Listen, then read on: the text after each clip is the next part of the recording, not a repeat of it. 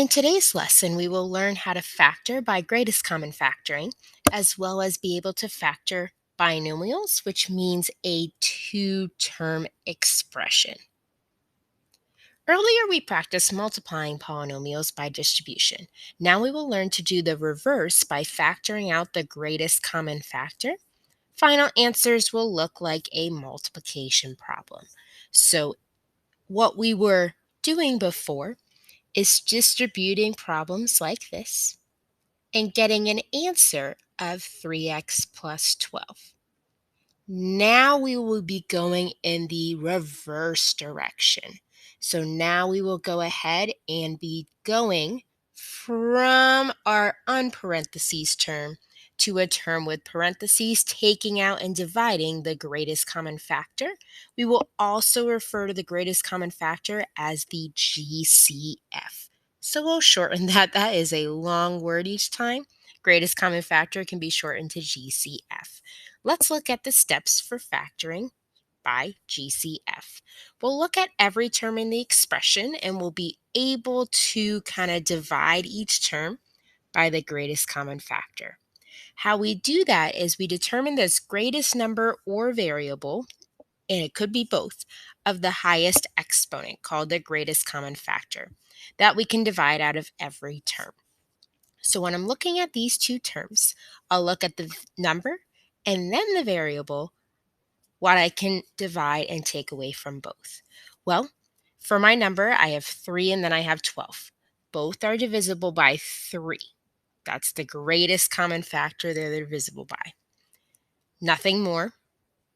And then let's look at the variables. Well, the first term has an x, second term does not, so I'm unable to take out the greatest and highest exponent variable there. When we bring and divide that out, that comes outside of our parentheses. Whatever you end up dividing, bring it out in front. What's left inside your parentheses is what you get after a result of dividing. The final answer, GCF, is what's left after division. So after I divide 3x divided by 3, I get 1 because I divide the numbers and subtract any exponents on my variables, but it was just 1x there. Then second term here, again, what's left after I divide out 12 by 3, that's going to be a positive 4. That's my final answer, just like the example I gave. Let's try some more examples here. Example number 2, again, look at both terms and see again division out of what they both can be divided by, the greatest common factor, and then the greatest amount of variables I can take out of both. So looking at the numbers, I got 15 and negative 30. Both are divisible by 5, but if I keep going up to the greatest one, I can actually divide these both by 15 and still get whole numbers. Then let's look at our variables. I have a squared in the first term and 1a in the second. So the highest exponent in both is just 1a. Then looking, I have b in both to the first exponent. So again, highest exponent I can take out is 1b in both. That is what I am taking out, what I have divided by. And then left in my parentheses is the result after dividing.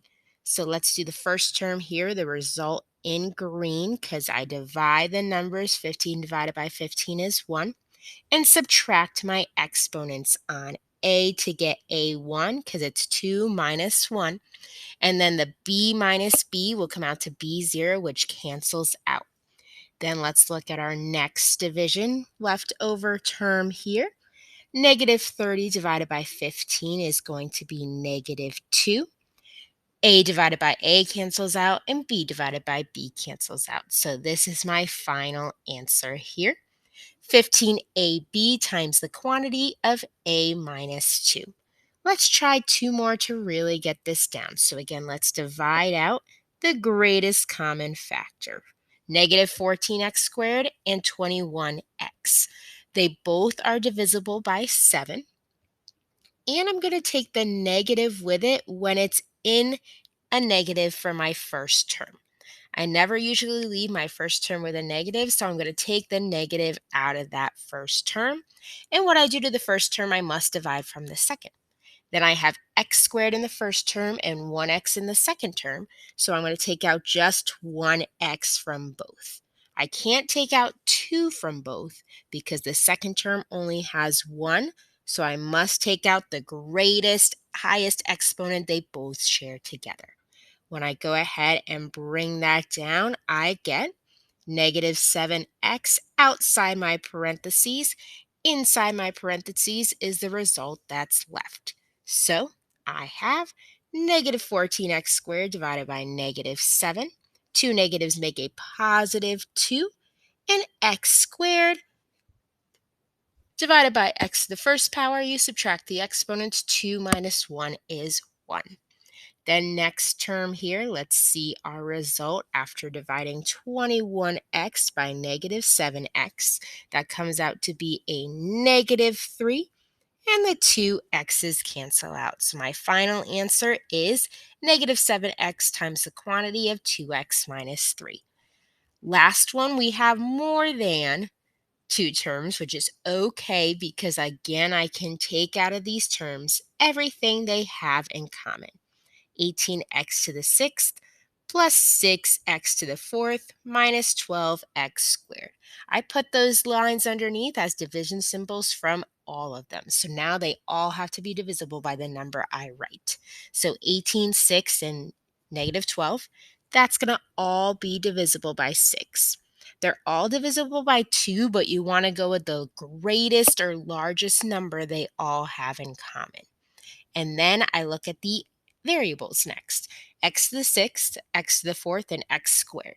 Well, x squared is going to be what I can take out of every single term. Can't do x to the fourth or x to the sixth because my last term only has two x's. I can only take away the max amount that every single term has. Once I decided what I'm dividing by, that's what goes outside of my parentheses. What's left inside my parentheses is the result after dividing. Well, let's divide the first term. 18x to the 6th divided by 6x squared.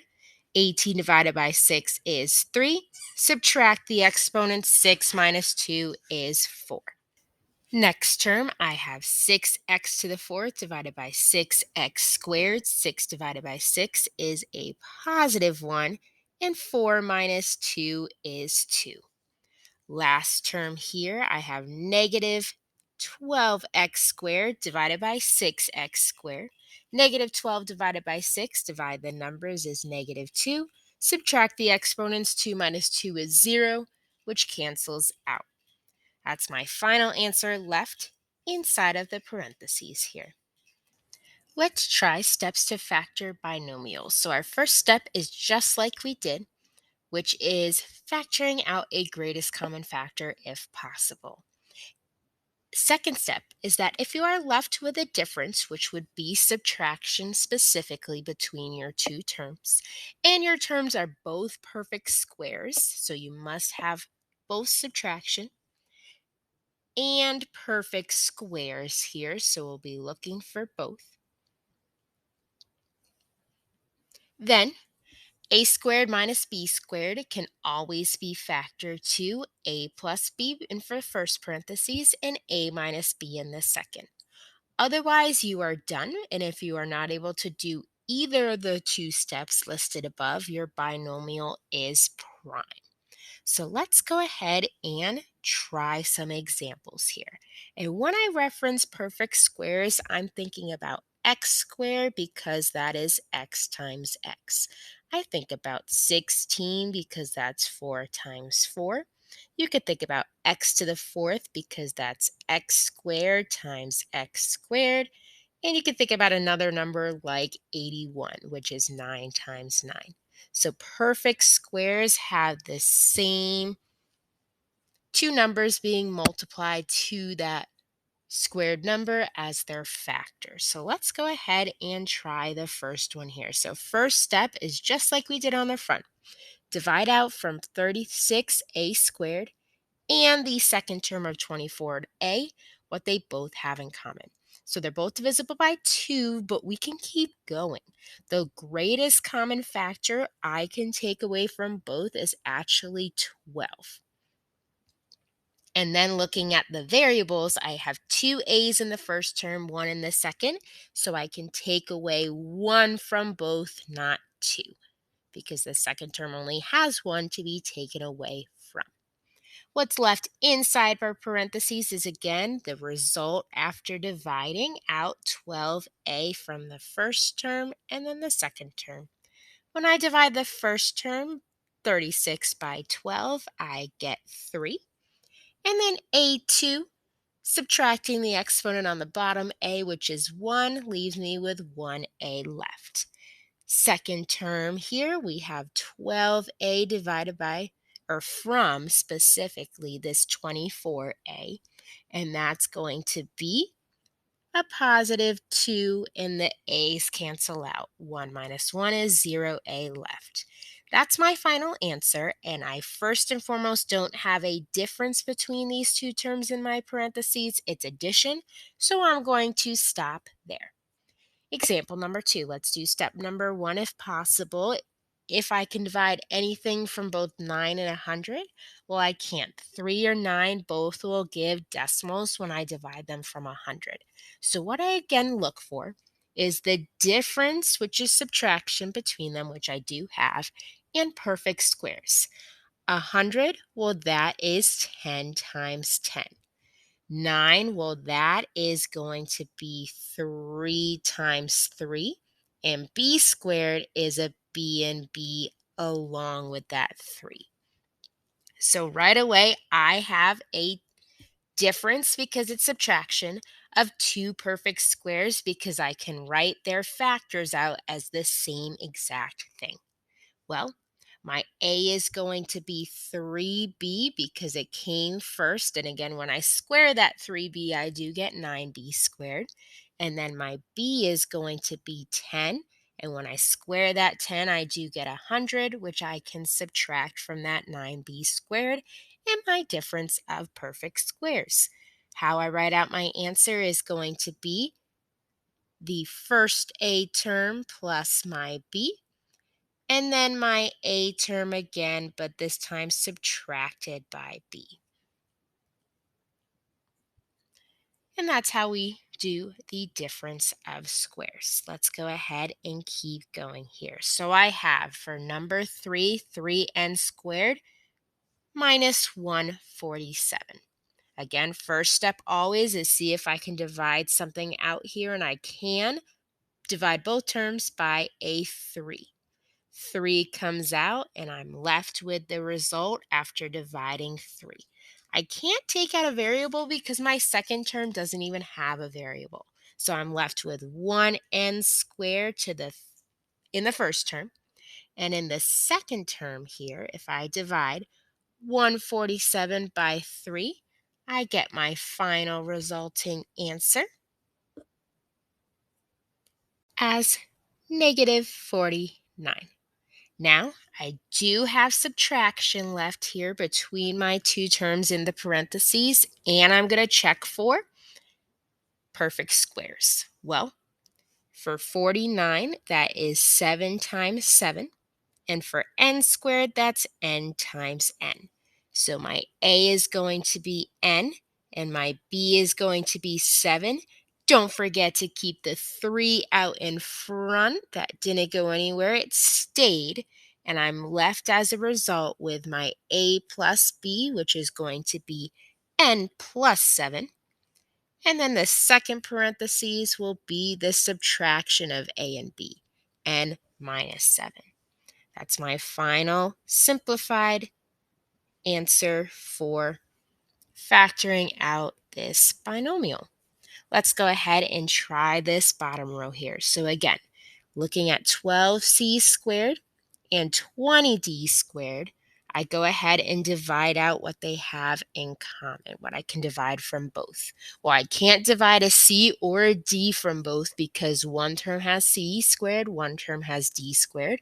But with my numbers here, 12 and 20 are both divisible by 2, but I'm thinking the greatest one I can divide by is going to be 4.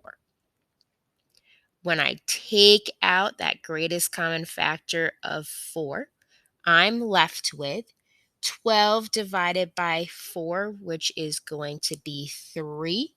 And the c squared stays because I could not subtract it with any other same variable with exponent. And then again, I look at the second term, and negative 20 divided by 4 is negative 5, and I bring down the d squared. It stays put, wasn't able to divide it out from the term.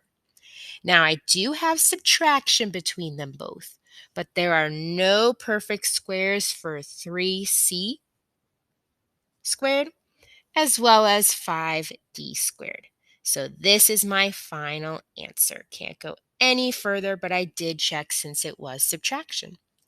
Next example, let's look again at step 1 if I can divide anything from both of these terms. Well, k squared and 25 do not have anything I can divide from them in common besides 1, but the greatest common factor really needs to be larger than 1 there. Now, I need to see if I have the difference of perfect squares. Right away, it is addition, not subtraction. So right away, since I can't do either of the first or second steps, remember in my directions here, the last kind of line, I'll kind of arrow to it right now. We are done. If we're not able to do either step 1 or step 2, we write prime as our final answer. So example 5 is just prime. That's all I can do. Let's try example 6. So example 6, I can't divide anything besides 1 from m to the 4th and negative 81. But since it's a subtraction this time, I'm going to highlight that it's subtraction between the two. I can see if they're perfect squares. So let's try 81. Well, that would be 9 times 9. M to the 4th, if I break that down, can be m squared times n squared. Since they're the same factors each time for both, it's going to be perfect squares being subtracted here for both. So I can go ahead and mark my a being the m squared and the b being 9. And remember, in the first parentheses, I add the a and b. In the second parentheses, I subtract my a and b. Now we go ahead and see if we're done. We got to check the parentheses, what's left. If I have subtraction like I do in the second parentheses, I must check for perfect squares. 9 is just 3 times 3, and m squared is just m times m. I have yet another perfect square, so I keep going with that parentheses, making my a m and my b 3. The first parentheses I just bring down, I did nothing with because it is addition between my two terms that I leave. And I can't divide anything out from them. M squared and 9 only are both divisible by 1. So I go ahead and write my parentheses here, splitting up the m squared minus 9 into m plus 3. Remember, a plus b. And then m minus 3 because it's a minus b. That's my final answer. I do have subtraction in my last parentheses, but m and 3 are not perfect squares.